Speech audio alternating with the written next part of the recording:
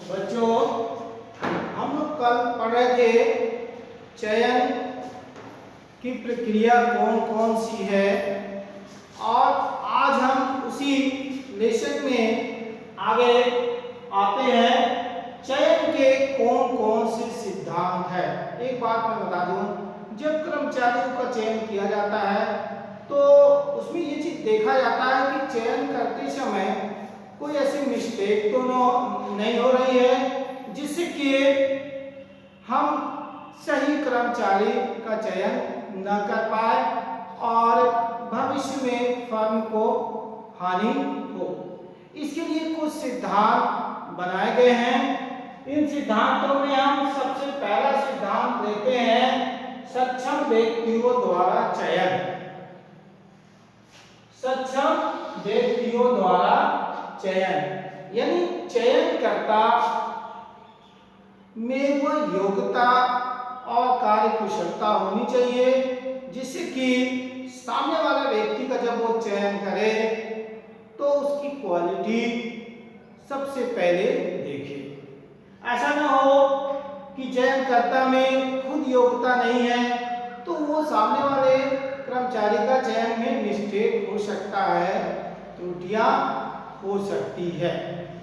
इसलिए मेरा तो ये मानना है कि अगर हो सके तो फर्म को चयन करते समय विशिष्ट योग्यता वाले व्यक्तियों को बुलाया जाए और उनका भी सहयोग लें जिससे कि सही चयन हो सके। अब दूसरी बात आती है निर्धारित प्रमाप। निर्धारित प्रमाप का मतलब ये है कि चयन करते समय कुछ प्रमाप निर्धारित किया जाए।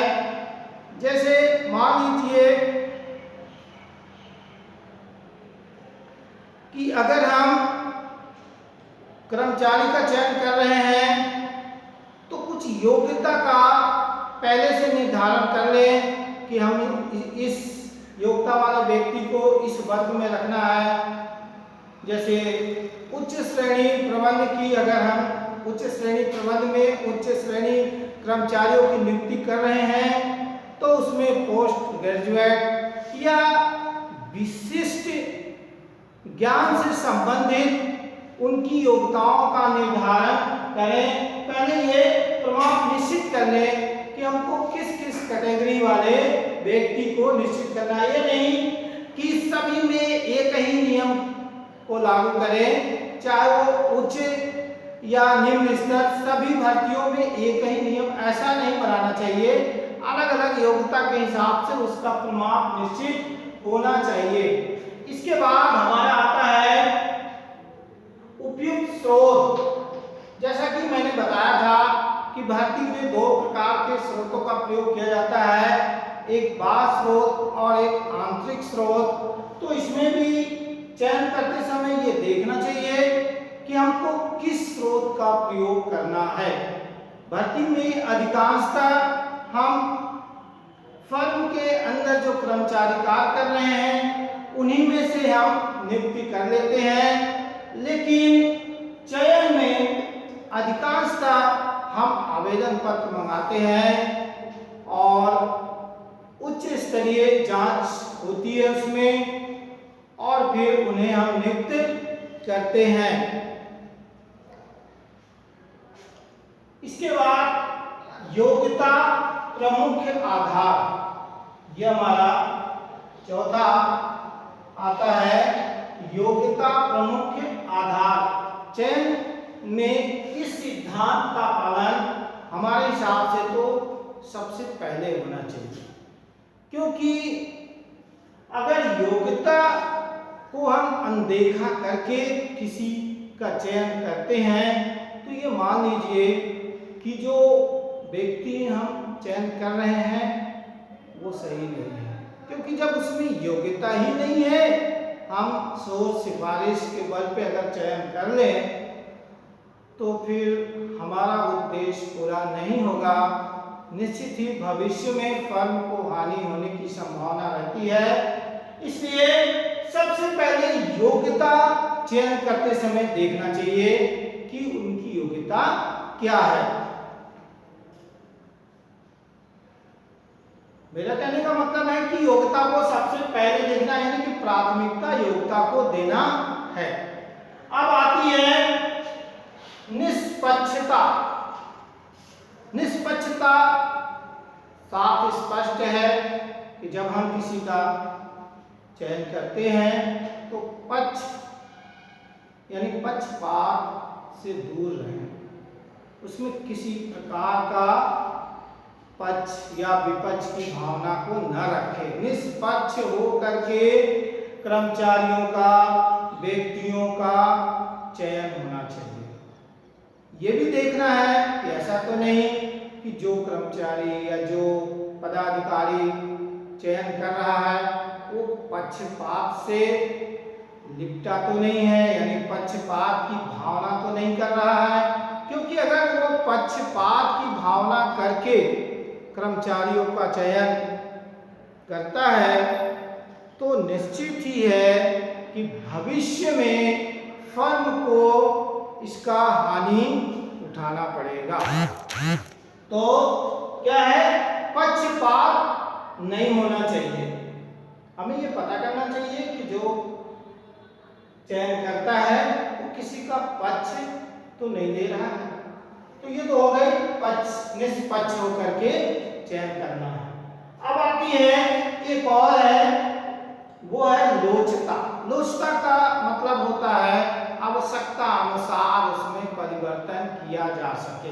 लोच, जैसे मान लीजिए कोई सिंपल वायर होता है, अपन उसको जैसा चाहते हैं उसको टेढ़ा सीधा कर देते हैं।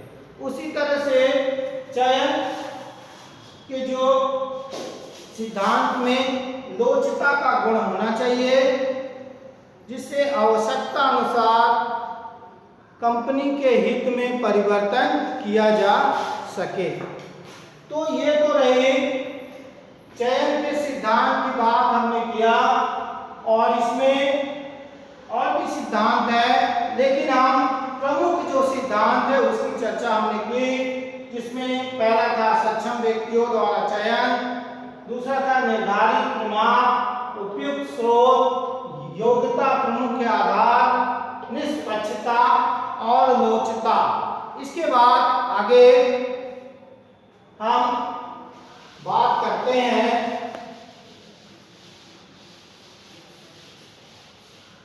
चयन और भर्ती में अंतर। चयन और भर्ती में अंतर। तो सबसे पहले अगर हम चयन और भर्ती में अंतर की बात करें तो सबसे पहला चीज आता है इसमें विधि। चयन और हम यहां लिख लेते हैं भर्ती। विधि का मतलब होता है कि चयन जो है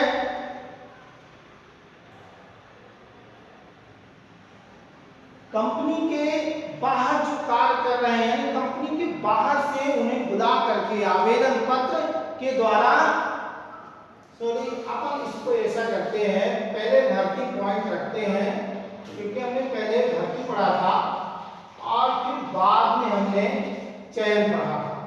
तो भर्ती में कर्मचारी फर्म के अंदर के लोगों को ही भर्ती करते हैं, और चयन में बाहर से आवेदन पत्र मंगाया जाता है और उसके द्वारा भर्ती की जाती है। फिर आता है इसमें दूसरा अंतर की बात करें तो वो है स्तर। भर्ती सक्षम व्यक्तियों द्वारा की जाती है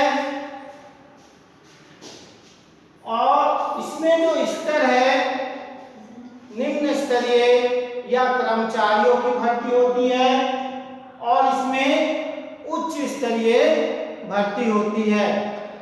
फिर हम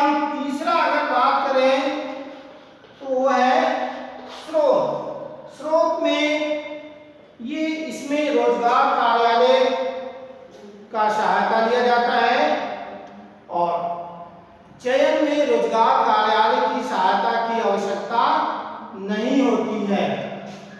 इसी तरह से हम अगला साक्षात्कार, तो भर्ती में आप जनरली मैं बता दूं, भर्ती में साक्षात्कार की आवश्यकता नहीं होती है।